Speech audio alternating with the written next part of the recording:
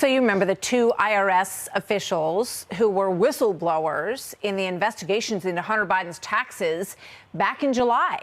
These two brave agency workers say that they now feel complete vindication now that the president's son has been hit with 9 tax-related felony charges. It's a 56-page indictment, and it details Hunter Biden's salacious spending habits and extravagant lifestyle, like that's the words from this indictment, more than $100,000 on, quote, adult entertainment, almost the same amount that he spent on his mortgage. Let's bring in Mark Lytle. He is the attorney for one of these whistleblowers, Gary Shapley. Mark, good to have you back on the program. Thank you for being here. These are felony counts, correct? That's right, Martha.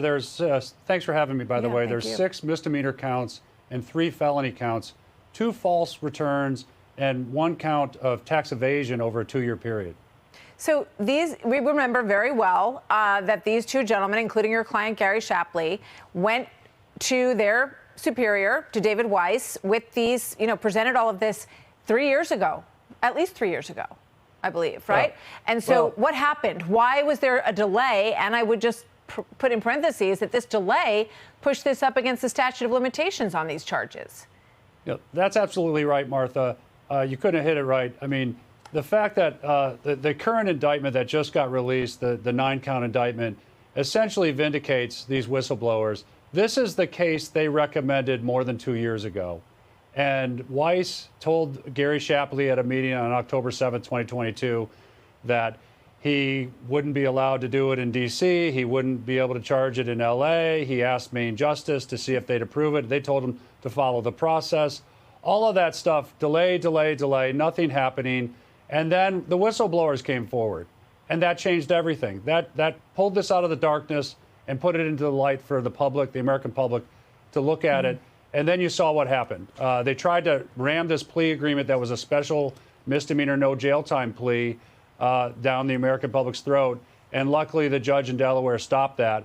And then now we have ultimately the recommendation that the whistleblowers made over 2 years ago coming to fruition. I mean, you would think it'd be kind of embarrassing for David Weiss. He's the special counsel on this case. So now he says he suddenly can bring these charges in California when he couldn't before?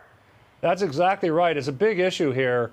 The whistleblowers feel vindicated, but nevertheless, Weiss is not only the special counsel assigned to bring charges, but he's also supposed to write a report at the end of this to explain what happened. He's not the right guy to do that because he's the one who's the focus of most of the misconduct, not just from the whistleblowers, but you'll hear Abby Lowell say, the attorney for Hunter Biden, saying that he's been pressured and all that stuff. Weiss is not the guy to really do this job, and he's certainly not the person to look back and write about what happened. Yeah. Well, President Biden is not mentioned in this indictment, and there's a whole separate investigation going on in Congress. So we'll see where this goes. And as we said, right up against the statute of limitations, which have run out on a number of these issues. Thank you so much. It's always good to have you, Mark. Thank you, Martha. Keep everybody updated on